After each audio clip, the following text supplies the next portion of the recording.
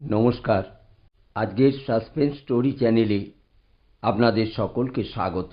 আমাদের চ্যানেলটিকে এখনও যারা সাবস্ক্রাইব করেননি তারা সাবস্ক্রাইব করে আমাদের পাশে থাকবেন। আমাদের আজকের গল্প বন্দি আত্মার কাহিনী। লেখক হেমেন্দ্র কুমার রায়।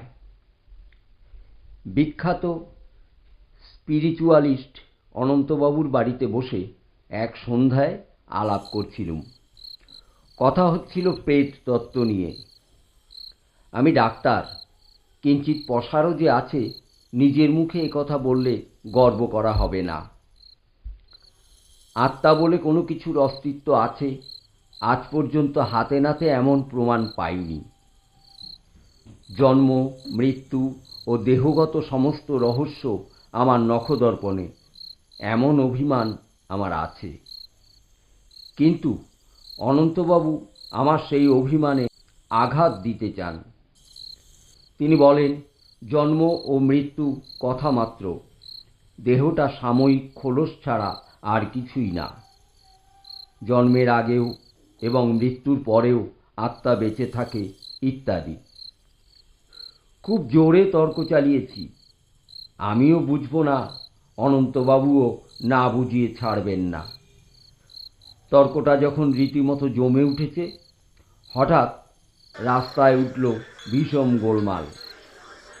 সচমকে মুখ ফিরিয়ে জানালা দিয়ে বাইরে চেয়ে দেখি, পথের ওপাশের ফুটপাতের ওপারে সুরেনবাবুর বাড়ির সামনে মস্ত ভিড়ের সৃষ্টি হয়েছে। আমরা ঘর থেকে বেরিয়ে পড়ে দ্রুত পদে ঘটনাস্থলে গিয়ে হাজির হলুম। ফুটপাতের ওপরে হাত পা ছড়িয়ে অজ্ঞান হয়ে পড়ে রয়েছেন সুরেনবাবু নিজেই। তিনি কেবল আমাদের প্রতিবেশী নন, আমাদের দুজনেরই বিশেষ বন্ধু। ভিড়ের মধ্যে একজন লোক জিজ্ঞাসার উত্তরে বললে উনি বারান্দার উপর থেকে পড়ে গিয়েছেন। আমরা ধরাধরি করে সুরেনবাবুকে নিয়ে তার বাড়ির ভেতরে ঢুকলুম। তারপর বৈঠকখানার তক্তাপোষের ওপরে শুইয়ে রেখে তাকে পরীক্ষা করতে লাগলুম। পরীক্ষার পর বুঝলুম গতিক সুবিধের নয়। সুরেনবাবুর দেহের ওপরটায় গুরুতর আঘাতের চিহ্ন নেই বটে, কিন্তু তার দেহের ভেতরের অবস্থা যে ভয়াবহ, এই অনুমান করতে পারলুম। অনন্তবাবুকে বললুম, এর মৃত্যুর আর দেরি নেই। অনন্তবাবু বললেন, কি সর্বনাশ, তাহলে উপায়? সুরেনের স্ত্রী, ছেলে, মেয়ে সবাই যে হরিদ্বারে তীর্থ করতে গিয়েছে। বাড়িতে আর দ্বিতীয় ব্যক্তি নেই। এখন আমরা কি করব? বললুম, আমার পরীক্ষা ভুল হতে পারে, দাঁড়ান, ডাক্তার পি ঘোষকে ডাকি। ডাক্তার পি ঘোষ হচ্ছেন কলকাতার শ্রেষ্ঠ ডাক্তারদের অন্যতম। ফোনে খবর পেয়েই এসে হাজির হলেন। সুরেনবাবুকে পরীক্ষা করে বললেন, কোনো আশা নেই, মিনিট কয়েকের মধ্যেই উনি মারা যাবেন। আমি বললুম, অনন্তবাবু, যদি আপনার ঠিকানা জানা থাকে তবে সুরেনবাবুর স্ত্রীকে এখনই তারে খবর দিন। ঠিকানাও জানি, তারও না হয় করে দিচ্ছি, কিন্তু আপনারা বলছেন সুরেনবাবু এখনই মারা যাবেন। হরিদ্বার এখান থেকে একদিনের পথ নয়। সুরেনের আর কোনো আত্মীয়ও নেই। সমস্ত ঝুঁকি আমাদেরই সামলাতে হবে তো। মৃতদেহ নিয়ে আমরা কি করব? মিস্টার ঘোষ, দেখুন, আপনাদের চিকিৎসা বিজ্ঞান যদি একে কোনো রকমে আর দিন তিনেক বাঁচিয়ে রাখতে পারে। ডাক্তার ঘোষ মাথা নেড়ে বললেন, অসম্ভব, এতক্ষণে মৃত্যু ওর দেহের ভিতরে প্রবেশ করেছে, উনি মারা গেলেন বলে। অনন্তবাবু অত্যন্ত উত্তেজিতের মতো একবার ঘরের এদিক থেকে ওদিক পর্যন্ত ঘুরে এলেন। তারপর হঠাৎ দাঁড়িয়ে পড়ে বললেন, মৃত্যুর পরেও কি দেহের ভিতরে আত্মার সাড়া পাওয়া একেবারেই অসম্ভব? ডাক্তার ঘোষ সবিস্ময়ে বললেন, আপনি কি বলছেন? আমিও হতভম্বের মতন অনন্তবাবুর মুখের পানে তাকিয়ে রইলুম। আমার দিকে চেয়ে তিনি বললেন, আপনারা হিপনোটিজমের কথা জানেন তো? বাংলায় যাকে বলে সম্মোহন বিদ্যা বা যোগনিদ্রা। আমি বললুম জানি, আর এও জানি যে হিপনোটিজম এ আপনার দেশজোড়া খ্যাতি আছে। কিন্তু তার কথা এখন কেন? আমি এখনই সুরেনকে সম্মোহন বিদ্যায় অভিভূত করতে চাই। তাতে ফল কি হবে? সুরেনবাবু কি মৃত্যুর কবল থেকে রক্ষা পাবেন? মৃত্যুর কবল থেকে কোনো মানুষই কোনো মানুষকে রক্ষা করতে পারে না। তবে যোগনিদ্রার একটা আশ্চর্য মহিমা আছে, তার দ্বারা নিশ্চয়ই একটা ফল পাওয়া যাবে। সেই যে কি তা আমি বলতে পারছি না। তবে না, থাক, আর কথার সময় নেই। সুরেনের দিকে তাকিয়ে দেখুন, ওর শেষ মুহূর্ত উপস্থিত। সুরেনবাবুর মুখ তখন মৃত্যু যন্ত্রণায় ভীষণ হয়ে উঠেছে। তার দুই বিস্ফারিত চোখের তারা চারদিকে ঘুরছিল। অনন্তবাবু তাড়াতাড়ি এগিয়ে গিয়ে সামনের দিকে ঝুঁকে পড়ে সুরেনবাবুর দেহের উপরে বিশেষ কৌশলে হস্তচালনা করতে লাগলেন। ডাক্তার ঘোষ গম্ভীরভাবে বসে রইলেন, তার মুখে চোখে দারুণ অবিশ্বাসের ভাব। আমি অবাক হয়ে অনন্তবাবুর কাণ্ডকারখানা দেখতে লাগলুম। কয়েক মুহূর্ত পরে তেমনি হস্তচালনা করতে করতেই অনন্তবাবু দৃঢ় স্বরে বারংবার ডাকতে লাগলেন, সুরেন, সুরেন, সুরেন। প্রথমটা সুরেনবাবুর কোনো রকম ভাবান্তর হল না। তারপর ধীরে ধীরে তার চোখের তারা স্থির ও স্বাভাবিক হয়ে গেল। অনন্তবাবু বললেন, সুরেন, আমার চোখের দিকে তাকিয়ে দেখো। সুরেনবাবুর চোখ অনন্তবাবুর চোখের দিকে ফিরল। সঙ্গে সঙ্গে তার সারা দেহ একেবারে শিউরে উঠল। সুরেন, স্বাভাবিক কণ্ঠে জবাব হলো, কি, তোমার কি কষ্ট হচ্ছে? না। তবে জবাব নেই। আবার ৩-৪ বার ডাকাডাকির পর সুরেনবাবু চমকে উঠে বললেন, অ্যাঁ, তুমি কি ঘুমোচ্ছ? হ্যাঁ। আর আমায় ডেকো না, আমাকে ঘুমোতে দাও, আর ঘুমোতে ঘুমোতে মরতে দাও। তবে তুমি ঘুমোও, কাল সকালে আবার আমি তোমাকে ডাকবো। তোমাকে সাড়া দিতেই হবে। সাড়া দেব। এখন আমি মরছি, আমাকে ঘুমোতে দাও। সুরেনবাবুর দুই চোখ মুদে গেল। অনন্তবাবু আমাদের কাছে এসে বললেন, আপনাদের মত কি? ডাক্তার ঘোষ বললেন, আপনি কি ভাবছেন কাল সকালে ওর সাড়া পাওয়া যাবে?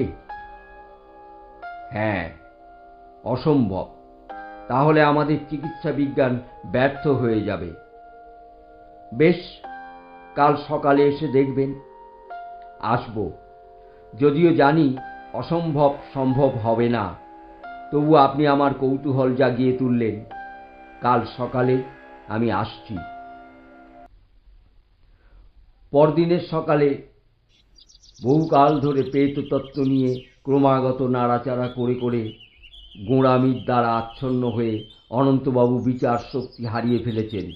এই কথা বলাবলি করতে করতেই ডাক্তার ঘোষের সঙ্গে আমি সুরেনবাবুর বাড়িতে গিয়ে হাজির হলুম। দেখলুম বৈঠকখানায় সমস্ত জানালা বন্ধ করা। আধা অন্ধকার ঘরে সুরেনবাবুর দেহের পাশে অনন্তবাবু চুপ করে বসে আছেন।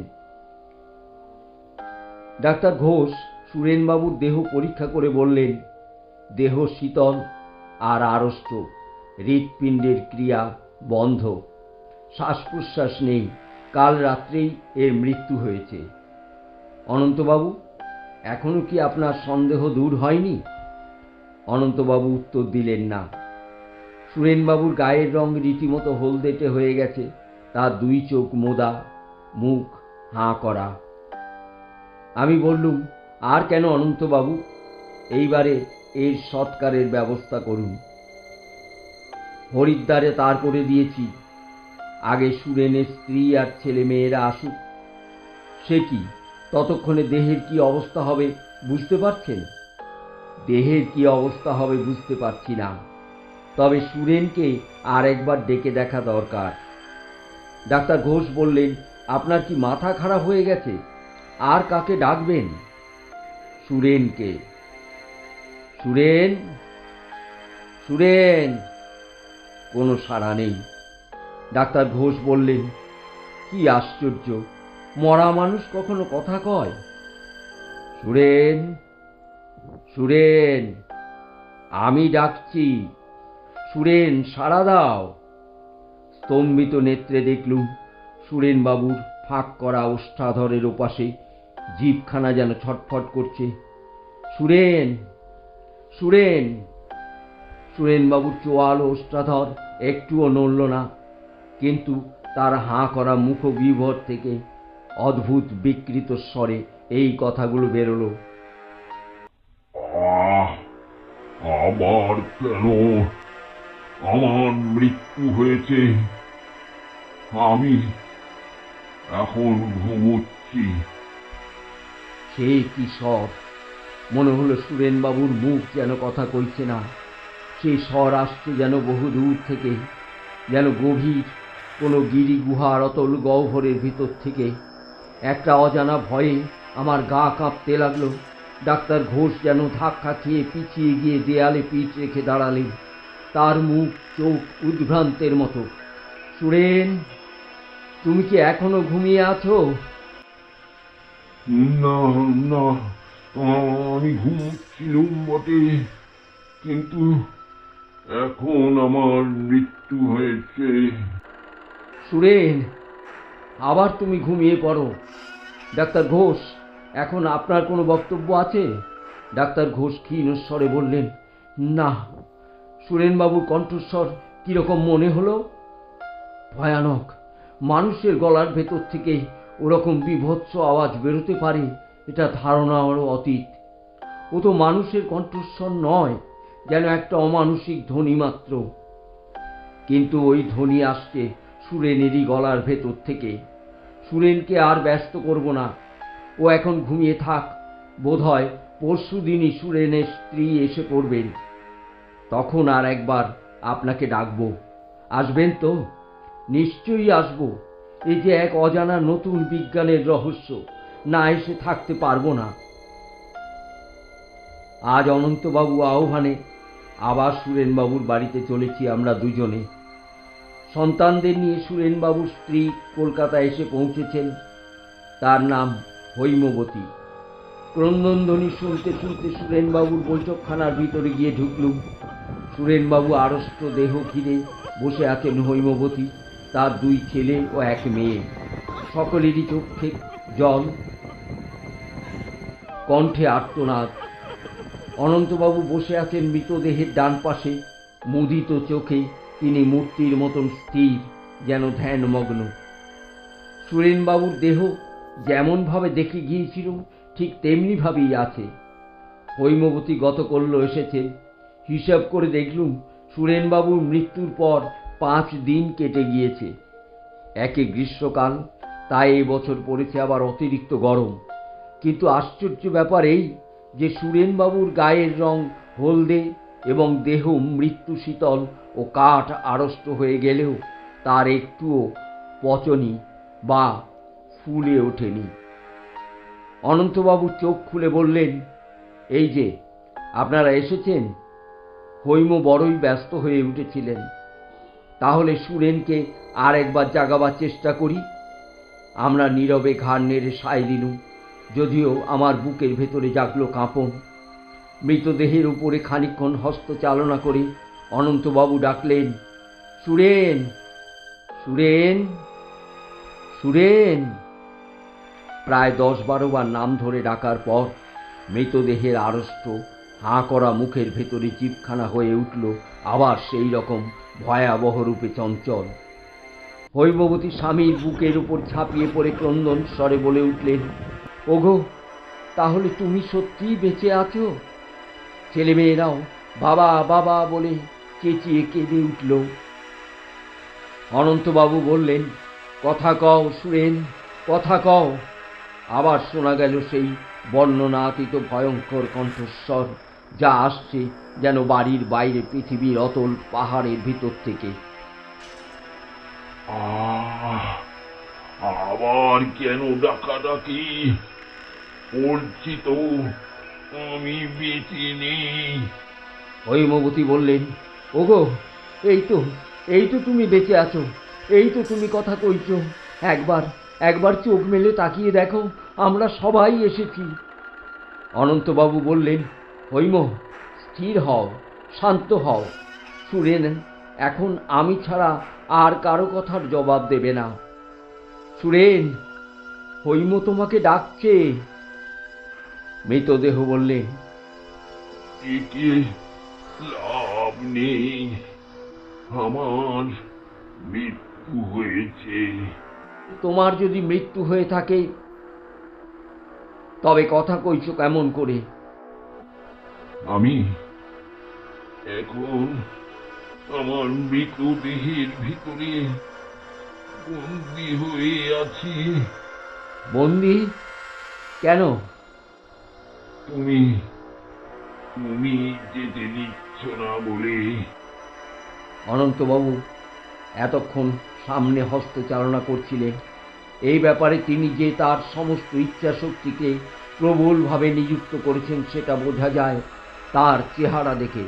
তার কপালের উপর শিরাগুলো এবং কণ্ঠের উপরে মাংসপেশিগুলো দ্বিগুণ ফুলে এবং মুখের রং রাঙা টকটকে হয়ে উঠেছে।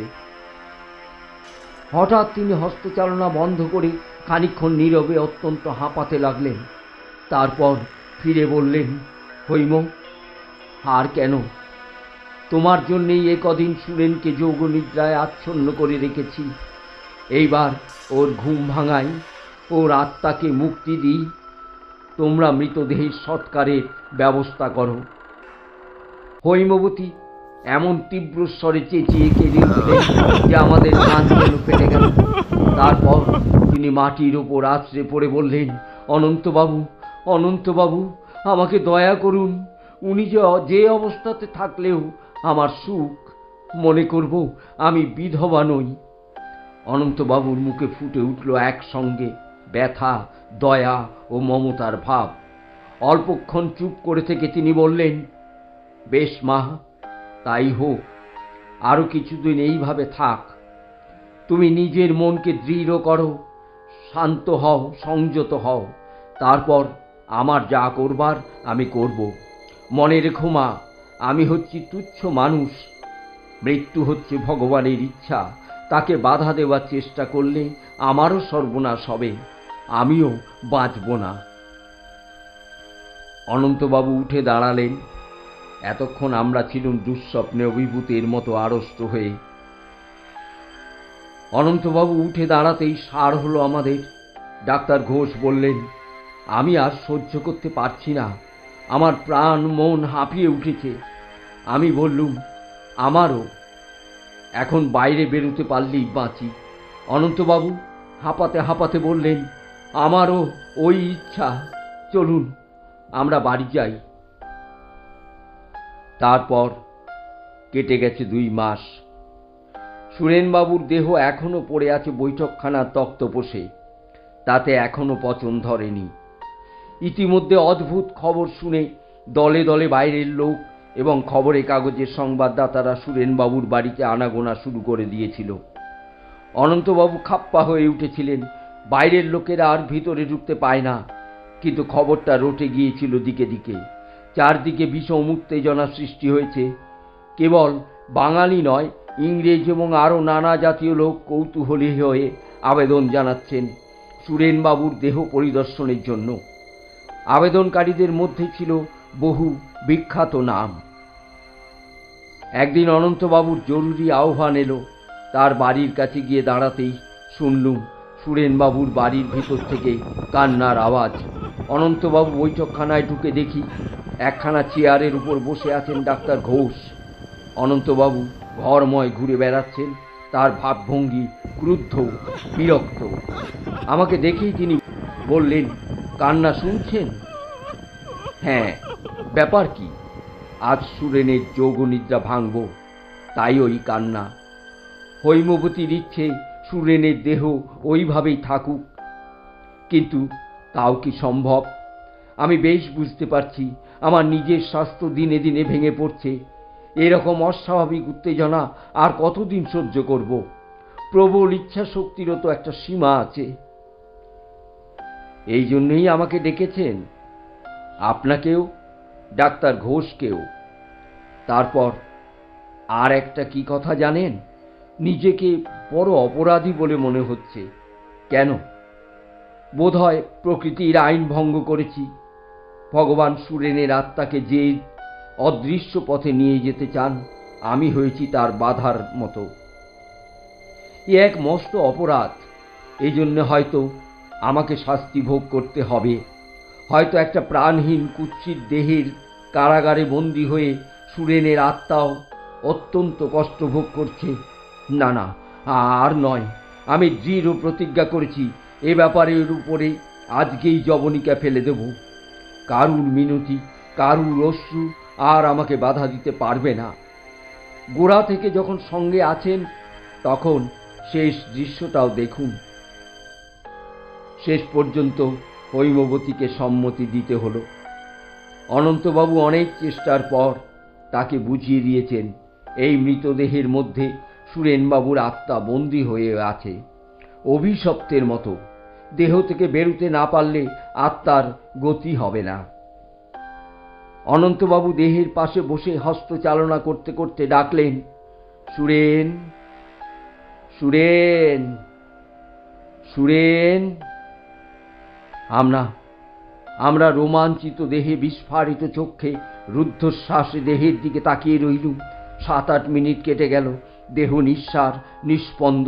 অনন্তবাবুর কপাল থেকে তরদর করে ঘাম ঝরতে লাগলো। সুরেন, সুরেন, জাগো, সাড়া দাও, আমি ডাকছি সুরেন। আরো 7-8 মিনিট কাটল। অনন্তবাবু উদ্বিগ্ন কণ্ঠে বললেন, তবে আমি কি ব্যর্থ হব? সুরেনের আত্মা কি এখানে নেই? না না, তা তো হতে পারে না। যোগনিদ্রার প্রভাব না থাকলে দেহের অবস্থা হতো যে অন্যরকম। সুরেন, সুরেন, জাগো, তোমার যোগনিদ্রা ভঙ্গ হোক। এইবারে উন্মুক্ত দন্ত কণ্টকিত মুখ, বিহ্বরের মধ্যে জ্যান্ত হয়ে ছটফট করতে লাগলো জিভখানা। সুরেন! উত্তরে শোনা গেল এক ভীষণ ও তীক্ষ্ণ আর্তধ্বনি।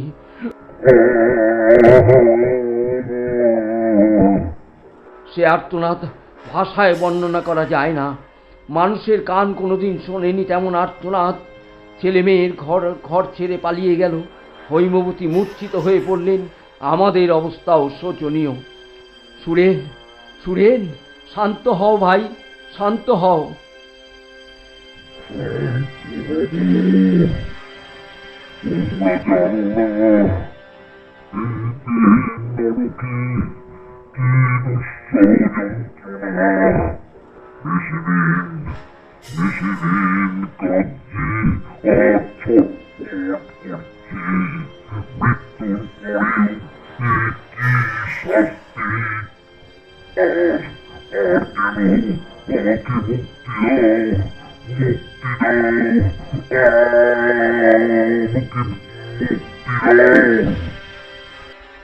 আজকের স্বর আরো বিকট ও ভয়ালো, এবং যেন আরো বেশি দূরে থেকে। অনন্তবাবু বললেন, তোমাকে মুক্তি দিলুম সুরেন, ভেঙে যাক তোমার যোগ নিদ্রা। পর মুহূর্তে অদ্ভুত একটা শব্দ হলো।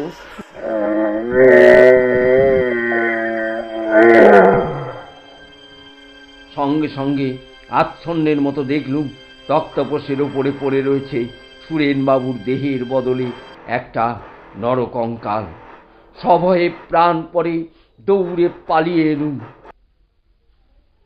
গল্পটা এখানে শেষ। কেমন লাগলো অবশ্যই আমাদের কমেন্টে জানাবেন। আমাদের গল্পটা যদি ভালো লেগে থাকে তবে আমাদের চ্যানেলটিকে লাইক, শেয়ার ও সাবস্ক্রাইব করতে ভুলবেন না। ধন্যবাদ।